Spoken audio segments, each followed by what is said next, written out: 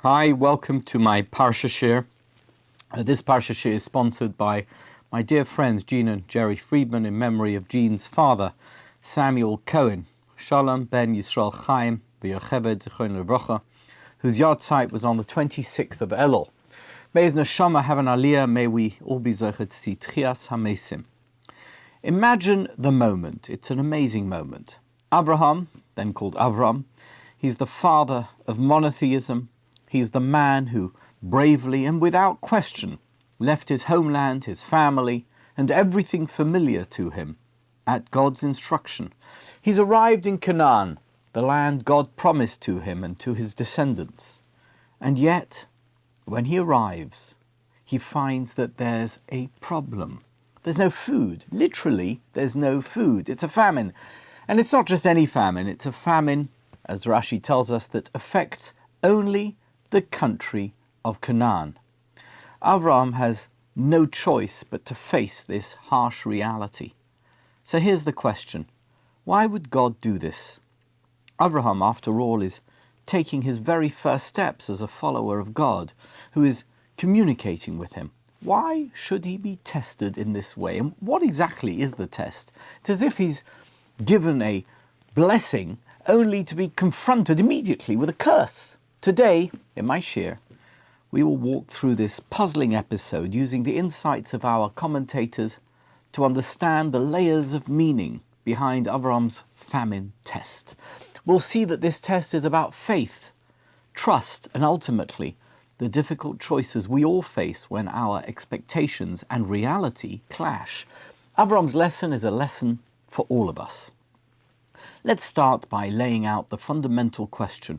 What is the nature of a test from God? The Hebrew term nisayon means more than just test, at least in the way we understand it today.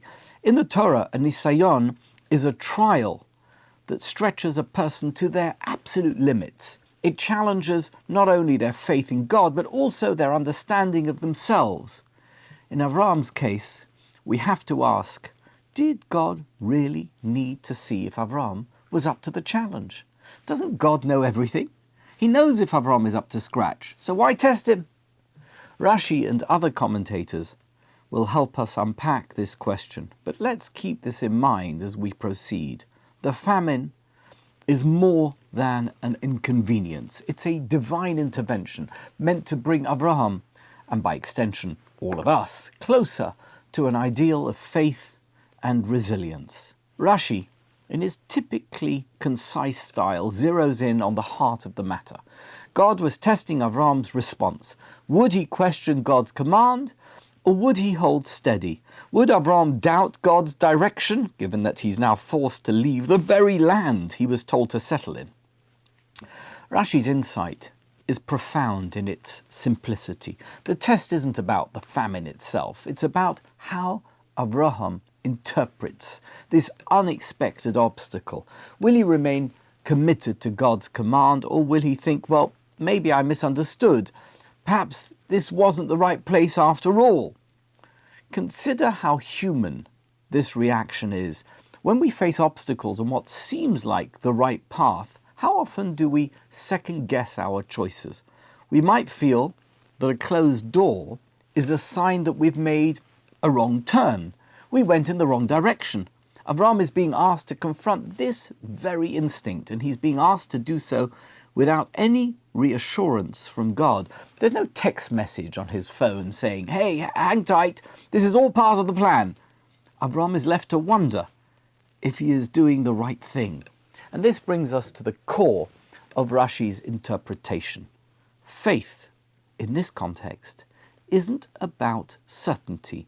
It's about commitment, even when the path forward is unclear.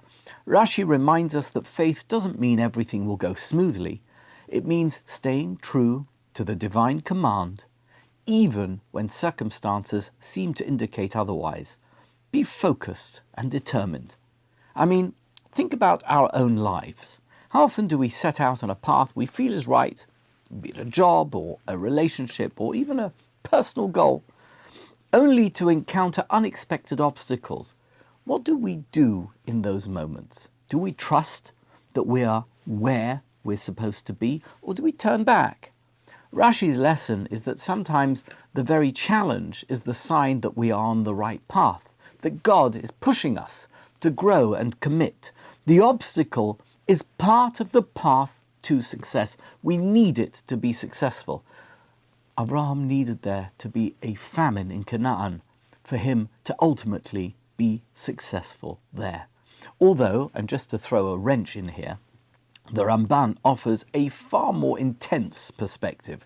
It's a perspective that has stirred a lot of debate over the centuries. Listen to what Ramban says. He suggests that Avraham's decision to leave Canaan and go down to Egypt during the famine was actually a lapse in faith. According to Ramban, by doing so, Avraham failed to trust in God's promise of provision. So what should he have done? In Ramban's view, Avraham should have stayed in Canaan and trusted that God would provide, even in a time of famine. When Avraham decided to leave, according to Ramban, it had far-reaching consequences. Ramban implies that this decision set off a chain of events that would later lead to the Egyptian exile and the suffering of Avraham's descendants. Because he went to Egypt, his descendants were fated to do the same thing and to be enslaved there. It was his fault. Ramban's interpretation is bold because it is a criticism of Avraham. Can you imagine that? Ramban is criticizing Avraham Avinu. Ramban suggests that even Avraham, the great patriarch, the forefather of the Jewish faith, the foundational figure of the Jewish people as its founding father, made mistakes, and his actions weren't immune from divine consequence. Ramban's message is clear. The lives of the righteous don't just serve as models of perfection. Sometimes they show us the impact of human frailty.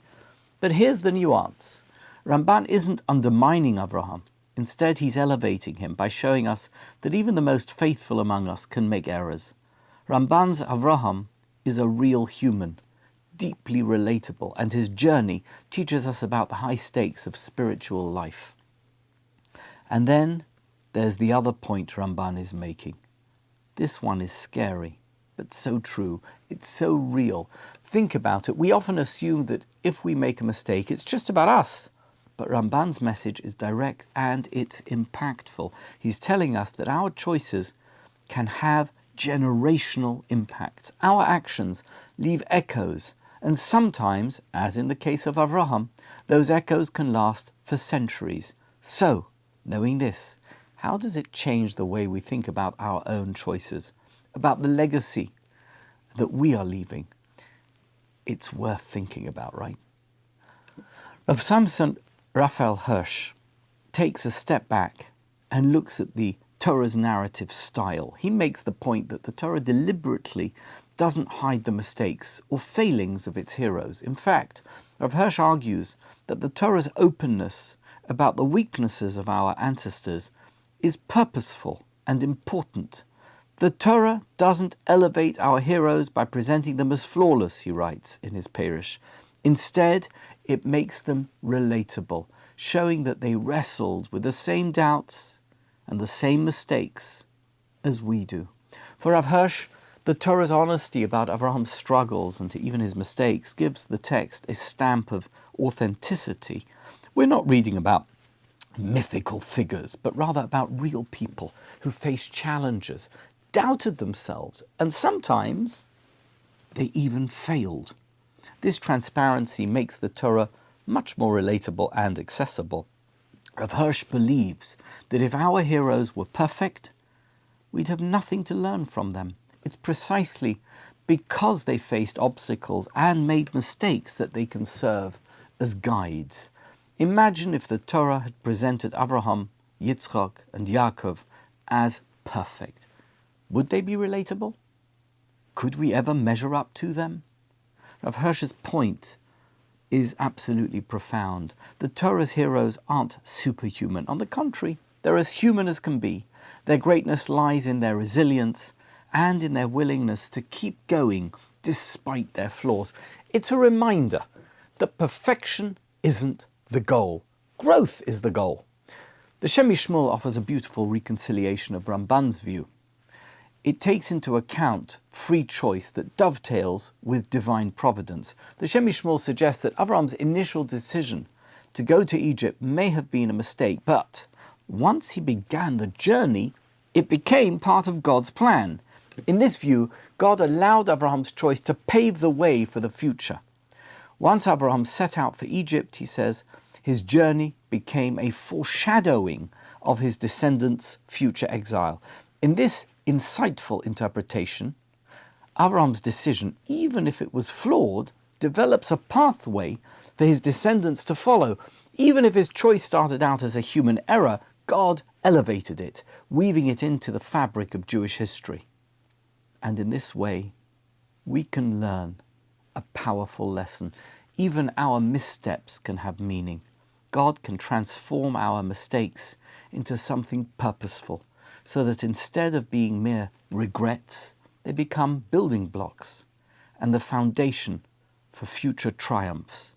Think about this in our own lives. Sometimes we make choices that seem misguided or wrong, but later we see how they brought us to places of growth and opportunity.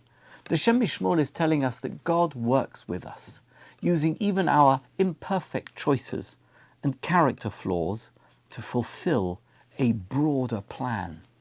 The Zohar, Judaism's greatest source of mystical teachings, adds another dimension to this narrative, suggesting that God's test of confronting Avraham with a famine when he arrived in Canaan wasn't just a challenge, it was actually a means to elevate Avraham's soul. According to the Zohar, this test was an opportunity for Avraham to deepen his spiritual resilience.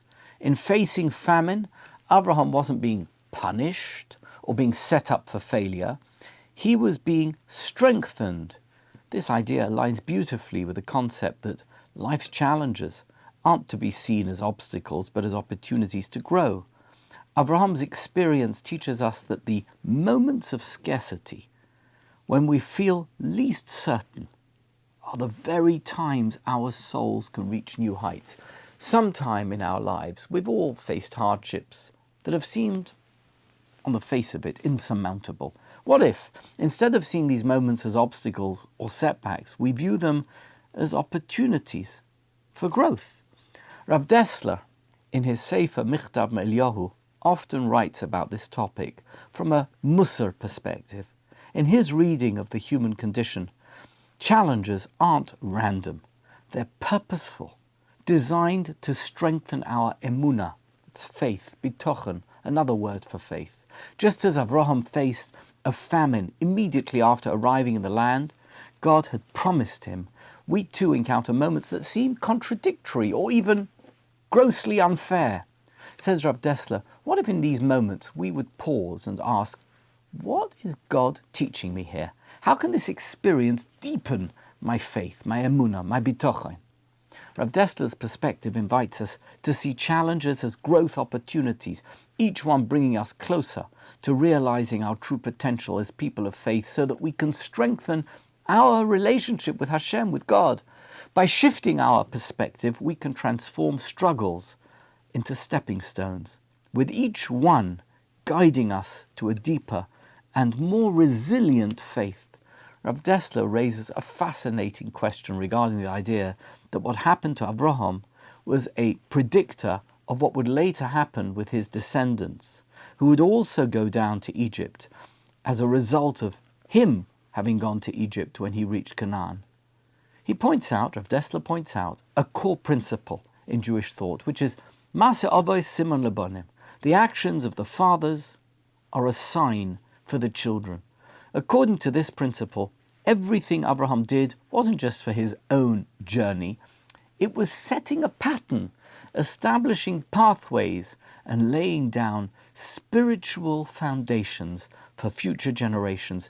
Rav Dessler notes that Avraham's every move, every stop along his journey was deeply intentional in God's plan, a kind of divine choreography to prepare the land and the journey of the Jewish people. For example, Avraham traveled to Shechem early on in his journey. Why Shechem? According to Rav Dessler, this wasn't random. Far from it, because Shechem would one day be the place where Avraham's great-granddaughter, Dinah, would be violated, leading to a confrontation between her brothers and the local inhabitants of Shechem. By Avraham going there, he was fortifying the location for his family's challenges there at a later date. It set a precedent for strength and standing up for family and for values, a lesson that echoes through generations. Or take Beit El. Avraham goes there as well, and this would later become the very place where Yehoshua, leading the Israelites, would begin their conquest of Canaan. Again, he is setting the tone for that location.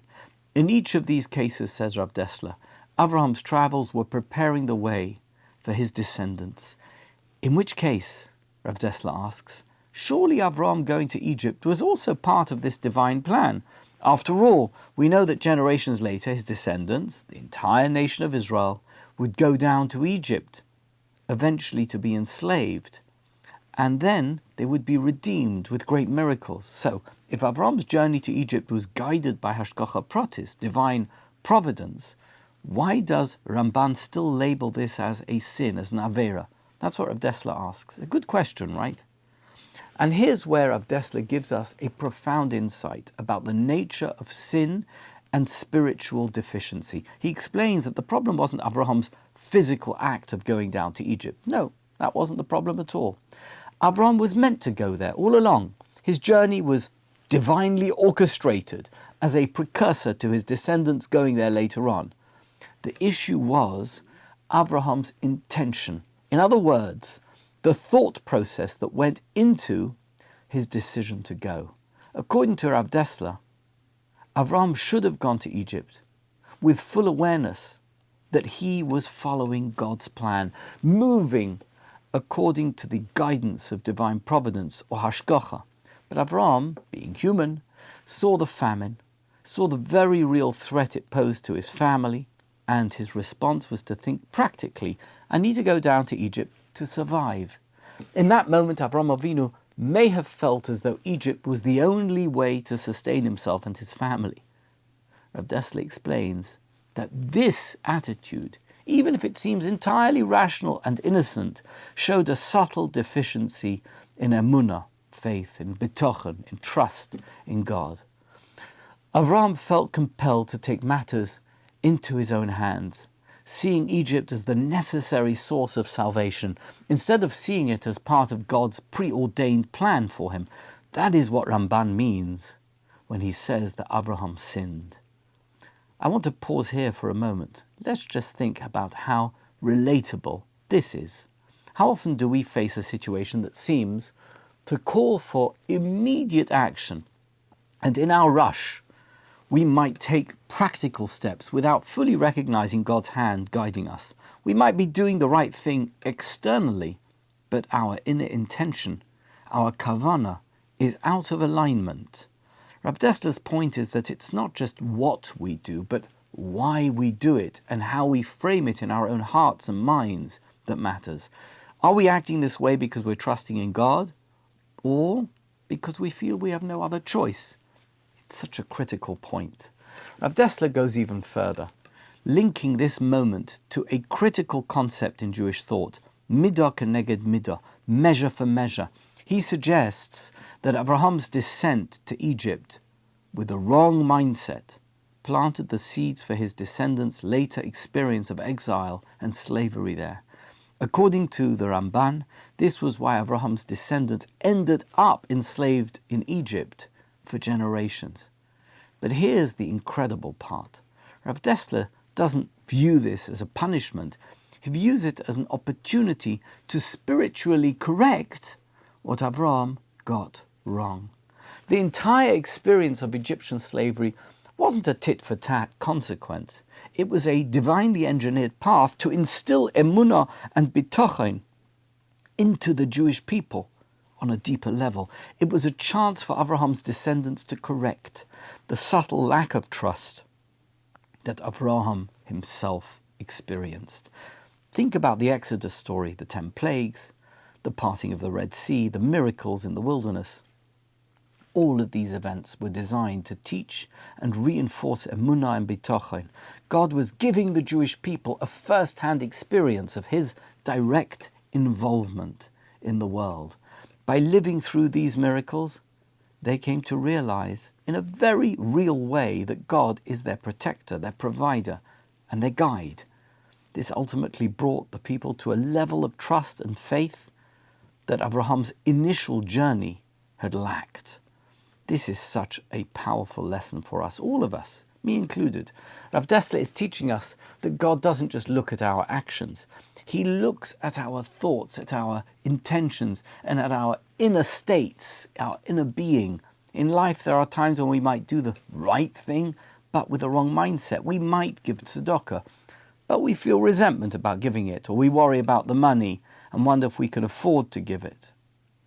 Or we might help someone, but feel irritated or inconvenienced by it. The action itself is correct, nice to help people, give tzedakah, but the inner attitude is not.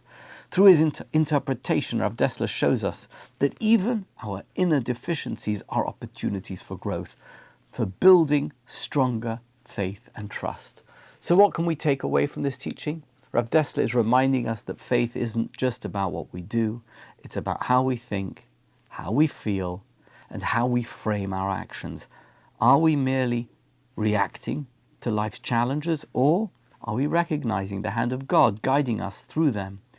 Avraham's experience shows that even the greatest among us can struggle with this balance. But there is always hope.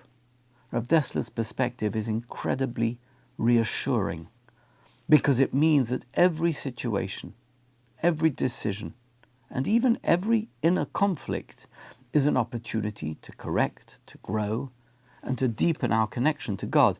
Avraham's journey wasn't perfect, but it set in motion a process of spiritual refinement that would eventually bring the Jewish people to new heights of emunah and bitochen. So, next time you find yourself in a tough spot, or you are facing a difficult decision, or you're feeling compelled to act out of worry or desperation, it's time to pause. Ask yourself, am I doing this because I have faith that this is God's direction for me? Or am I rushing because I feel I have no other choice? With this awareness, we can transform our intentions and align our actions more closely with God's will. By the way, Rav Dessler was a living paradigm of this approach to the human condition and faith. During World War II, Rav Dessler faced a test of emunah and bitochen that paralleled the experience of Avraham Avinu.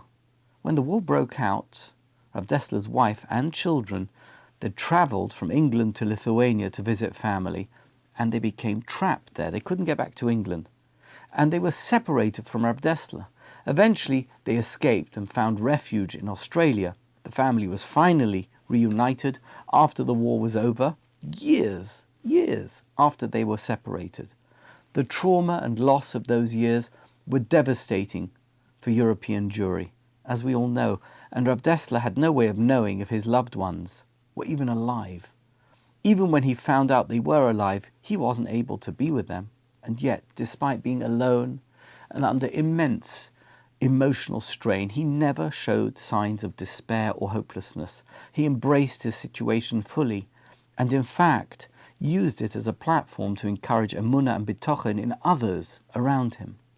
Rav Dessler actively transformed his grief and uncertainty into acts of chesed and Torah building.